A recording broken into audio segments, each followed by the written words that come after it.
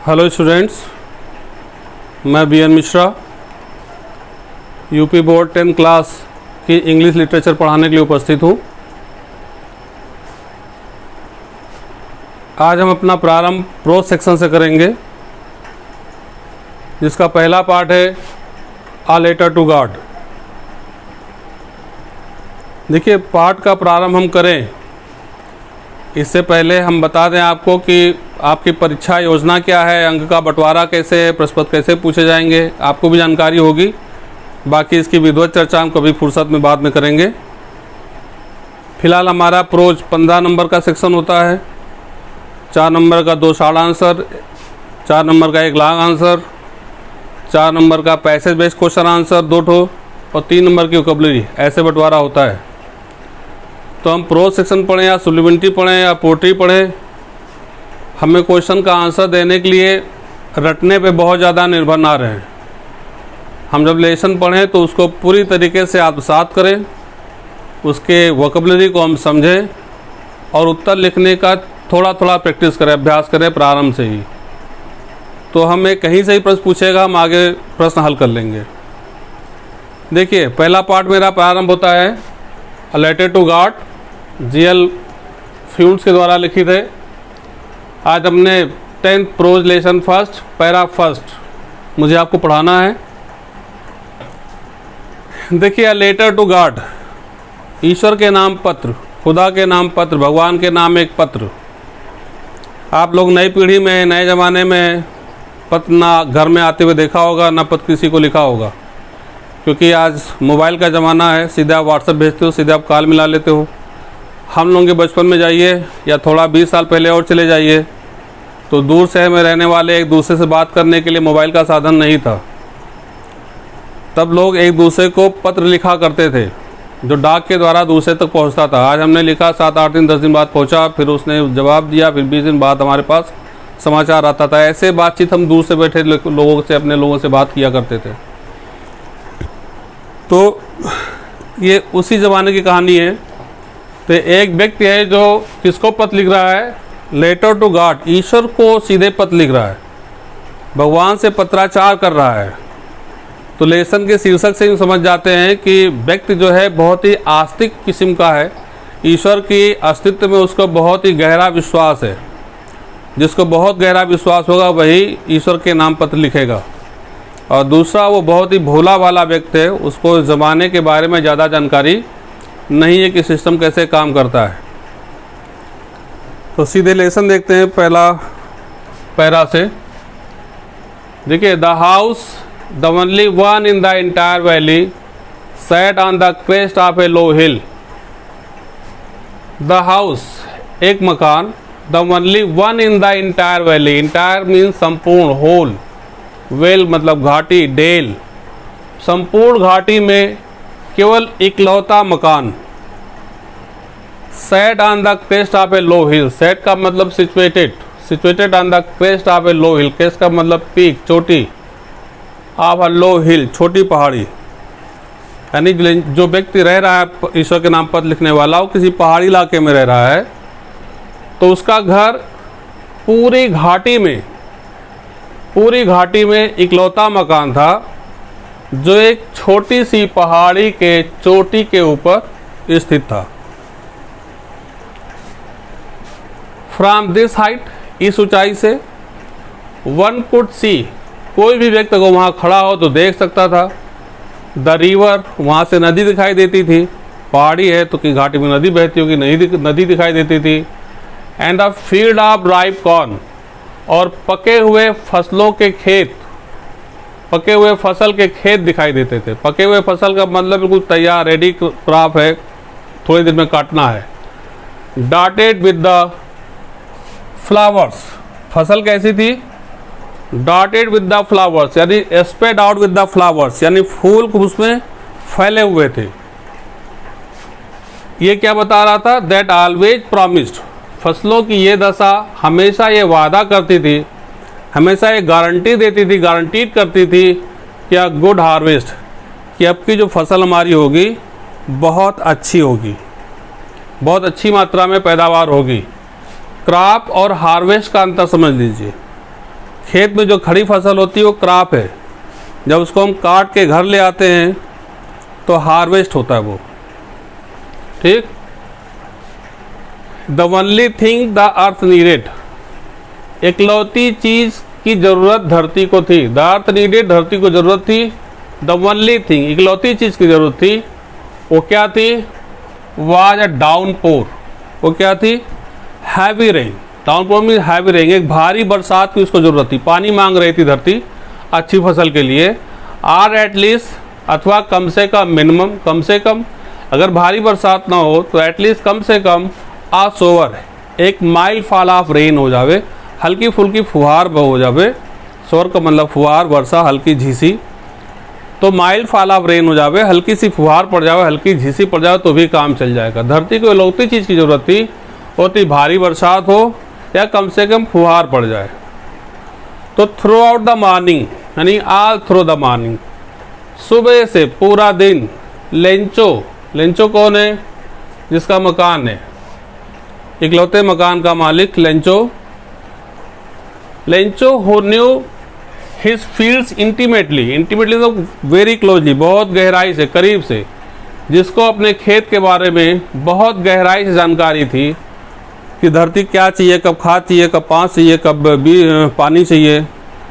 तो उसने क्या किया? हैड डन नथिंग एल्स, उसने कुछ और नहीं किया सुबह से, बट शिवाय सी द स्काई, आकाश देखने के, क्योंकि वहाँ नहर नहीं है, साधन नहीं है पूरी तरीके से सिंचाई के लिए, वर्षा पे आश्रित होते पहाड़ के लोग।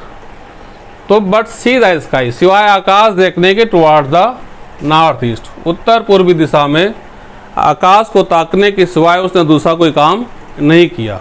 वो देख रहा था शायद वर्षा के बादल आ रहे हों, ईश्वर शायद सुन ले। ये पहला पैरा है। पैरा पे आधारित क्वेश्चंस आते हैं, 2-2 नंबर के 4 क्वेश्चंस आते हैं, वोकैबुलरी भी आती है। तो इसको शुरुआत, इसकी प्रैक्टिस आप हर पैरा के साथ करिए। हमने भी कुछ क्वेश्चन सेट किए हैं जिसका जवाब आप लिखने की कोशिश करिए। ओरल मैं आपको बता दूंगा, जबानी में आपको यहाँ डिस्कस कर दूंगा। जैसे what promised a good harvest, कौन सी चीज़ अच्छी फसल का वादा कर रही थी? कौन सी चीज़ अच्छी फसल का वादा करती थी? आपका आंसर कहाँ से निकलेगा? The field of ripe corn dotted with the flowers promised a good harvest. Answer लिया, वाट का आंसर ऊपर से लिया, मिला दिया यहाँ क्वेश्चन से। कहता what did Lencho do through out the morning, what did Lencho do through out the morning, सुबह से लेंचो ने क्या किया? तो लेंचो ने सुबह से क्या किया बताइए? लेंचो डिड, जिस टेंस में क्वेश्चन रहे उसी टेंस में आप आंसर दीजिए। Lencho did nothing else throughout the morning, सुबह से, except seeing the sky toward the north east, उत्तर पूर्वी दिशा में आकाश को देखने के सिवाय कुछ नहीं किया। तीसरा क्वेश्चन है where was the house situated, मकान कहाँ स्थित था? तो द हाउस वाज सिचुएटेड, यहाँ से the house was situated on the, शब्द बदल पाए तो बदल दीजिए, हुबहू ना उतारिए, on the peak of a low mountain या लो हिल, छोटी सी पहाड़ी के चोटी के ऊपर मकान स्थित था। फिर अगला क्वेश्चन है what did the earth need, धरती को किस चीज़ की जरूरत थी? जिस टेंस में आंसर क्वेश्चन है उसी में आंसर दीजिए। तो the earth needed a downpour or at least a shower, उसको भारी बरसात की जरूरत थी या कम से कम एक फुहार की झीसी की जरूरत थी। फिर क्वेश्चन ऐसे ही पूछे जाते हैं वोकैबुलरी में, कभी मैचिंग पूछ लेता है, कभी अपोजिट वर्ड पूछ लेता है, कभी सिमिलर वर्ड पूछ लेता है। तो आप इसको जाने रहिए। जैसे क्वेश्चन 5 है find out the opposite words of the following from the passage, ऊपर दिए गए पैसेज में से निम्न शब्दों के जो विलोम शब्द हैं, अपोजिट वर्ड्स जो विलोम शब्द है वो बताइए। बहुत आसान है। हाई है तो हाई को कहाँ से पकड़ेंगे? हाई का देखिए यहाँ पे आया है लो,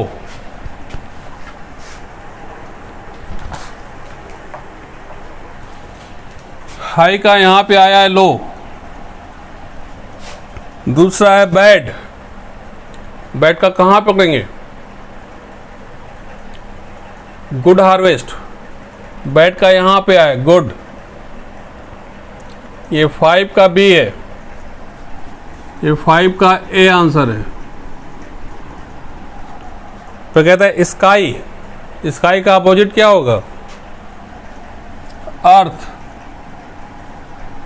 5 का सी, साउथ वेस्ट, दक्षिण पश्चिमी, तो नॉर्थ ईस्ट कहाँ आया है, नॉर्थ ईस्ट। 5 का डी, ऐसे समथिंग, समथिंग का अपोजिट क्या होगा, क्या कुछ, तो कुछ भी नहीं, नथिंग। 5 का ई, ये आपका हो गया अपोजिट मीनिंग। फिर कहता है find out the words from the passage which have the same meaning. वो शब्द ढूंढिए जिसका जो है इस पैसेज में, इस पैसेज में वो शब्द ढूंढिए जिसका सेम मीनिंग हो। तो होल के सेम मीनिंग कहाँ है, इंटायर। 6 का ए आंसर है आपका, होल का इंटायर। ऐसे डेल, घाटी होता है, तो घाटी कहाँ आया है, घाटी आया वैली। 6 का बी आंसर आपका है वैली। फिर कह पीक पूछे या टॉप पूछे, पीक या टॉप, कहाँ पे आए, क्रेस्ट। 6 का सी आंसर आपका है crest. D A spread out, फैली हुई, डॉटेड कहाँ पे आया है, 6 का डी। ऐसे गारंटीड, वादा है, पक्का मिलेगा, तो कहाँ आया है, 6 का ई है प्रॉमिस्ड। ऐसे हैवी रेन, लेसन पढ़ाई में जान के होंगे, हैवी रेन का कहाँ है, डाउनपोर। 6 का एफ।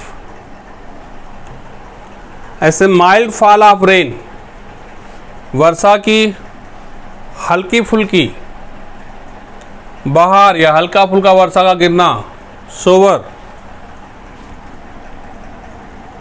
6 का जी आंसर है आपका सोवर। फिर क्लोजली, इंटीमेटली कहीं आया होगा, क्लोजली, हो न्यू, लेंचो, हो न्यू हिज फील्ड्स इंटीमेटली। 6 का एच, क्लोजली का इंटीमेटली। ऐसे ऑल थ्रो, थ्रो आउट, पूरे समय के दौरान। 6 का आई। ये पहले लेसन का प्रोज का पहला पैरा संपन्न हुआ। अब इसी क्रम से फिर अगले क्लास में दूसरा पैरा, जितने पैरे क्लास में हो पाएंगे 2, 3, ऐसे चलता रहेगा। जब भी आप लेसन पढ़ेंगे ये लिखा रहेगा 10 prose, lesson 1 para 1, para 2, para 3। Lesson बदल जाएगा तब lesson 2 para 1, para 2, para 3, lesson 3 para 1। Poetry का आएगा तो पोट्री का लेसन 1, संज्ञा 1, 2, ऐसे। सप्लीमेंट्री का आएगा तो सप्लीमेंट्री शॉर्ट फॉर्म में लिखा जाएगा सुप लेसन 1 पैरा 1, ऐसे करके चलता रहेगा। आपको समझने में कोई दिक्कत नहीं होगी। Thank you.